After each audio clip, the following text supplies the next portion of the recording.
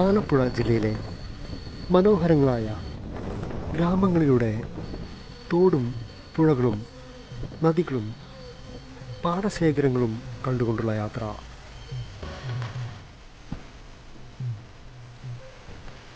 ഇത് പായിപ്പാട് എന്ന ഗ്രാമമാണ്. വള്ളം കളിയുടെ പേരിൽ പ്രശസ്തമായ ഒരു ഗ്രാമമാണ് പായിപ്പാട്.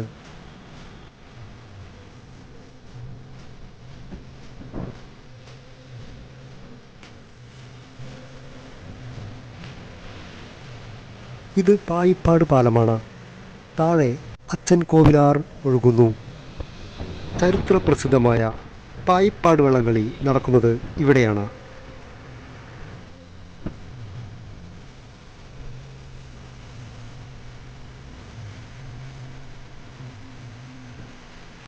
രണ്ടായിരത്തി 18 പ്രളയകാലത്ത് വളരെയേറെ ദുരിതമനുഭവിച്ച ഗ്രാമങ്ങളാണ് ഇതെല്ലാം.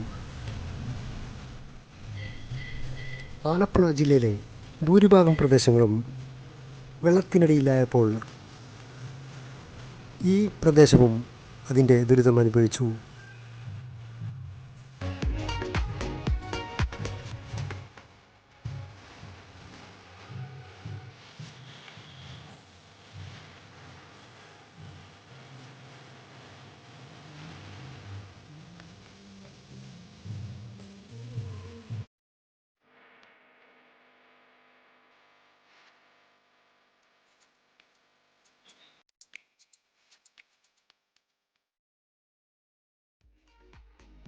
നമ്മളിപ്പോൾ എത്തിയിട്ടുള്ളത് കേരളത്തിലെ ഏറ്റവും വലിയ ഒരു സുബ്രഹ്മണ്യ സ്വാമി ക്ഷേത്രത്തിൻ്റെ മുമ്പിലാണ്.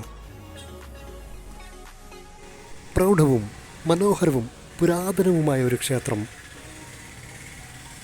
നിറയെ കൊത്തുപണികളും ചിത്രപ്പണികളുമുള്ള ഒരു മഹത്തായ ക്ഷേത്രം. പഴമയുടെ പ്രൗഢി ഇന്നും കാത്തു സൂക്ഷിക്കുന്ന ഒരു ക്ഷേത്രം. കൗതുകം നിറഞ്ഞതും അത്ഭുതപ്പെടുത്തുന്നതുമായ നിർമ്മിതികളുള്ള ഒരു മഹത്തായ ക്ഷേത്രം.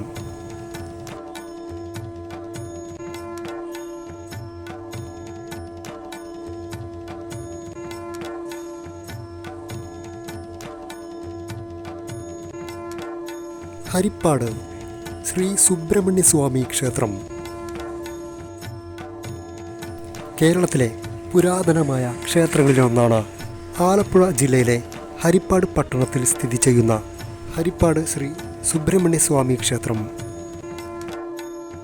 ഈ ക്ഷേത്രത്തിലെ പ്രധാന പ്രതിഷ്ഠ ചതുർബാഹുവായ ശ്രീ സുബ്രഹ്മണ്യ സ്വാമിയാണ്.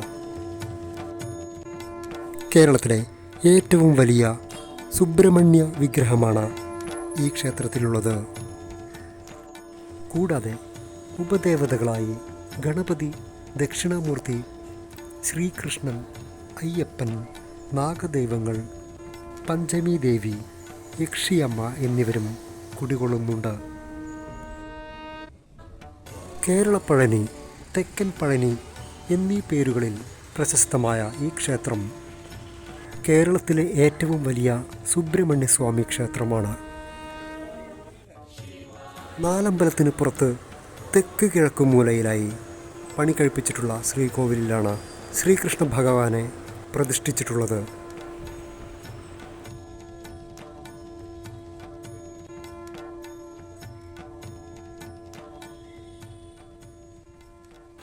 അയ്യപ്പസ്വാമിയെ പ്രതിഷ്ഠിച്ചിട്ടുള്ള ശ്രീകോവിലാണിത്.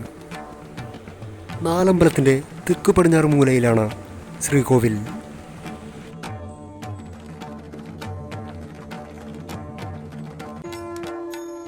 പഴയ തിരുവിതാംകൂർ ദേശത്തെ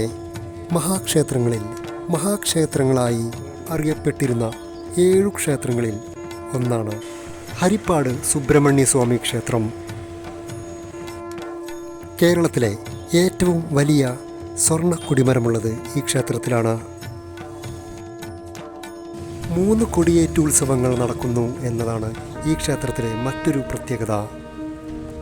മേടം, ചിങ്ങം, ധനു എന്നീ മാസങ്ങളിലാണ് ഈ ക്ഷേത്രത്തിലെ കൊടിയേറ്റുത്സവങ്ങൾ നടക്കുന്നത്. 10 ദിവസത്തെ ഉത്സവങ്ങളാണ്. മേടമാസത്തിലെ വിഷുനാളിലും ചിങ്ങമാസത്തിലെ തിരുവോണനാളിലും ധനുമാസത്തിലെ തിരുവാതിരയിലുമാണ് ഈ ഉത്സവങ്ങൾ. തിരുവിതാംകൂർ ദേവസ്വം ബോർഡിൻ്റെ കീഴിലാണ് ഈ ക്ഷേത്രം പ്രവർത്തിച്ചു വരുന്നത്.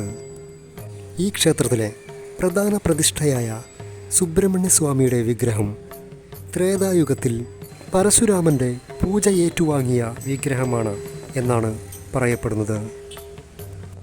ശാസ്താവിനു വേണ്ടി പണിതീർത്ത ക്ഷേത്രത്തിൽ കായംകുളം പടിഞ്ഞാറ് ഭാഗത്ത് കായലിൽ കണ്ടെത്തിയ വിഗ്രഹം ഈ ക്ഷേത്രത്തിൽ പ്രതിഷ്ഠിച്ചു എന്നതാണ് ഐതിഹ്യം. വിഗ്രഹം കണ്ടെത്തിയ സ്ഥലത്തിന് കണ്ടല്ലൂർ എന്നാണ് പേര്.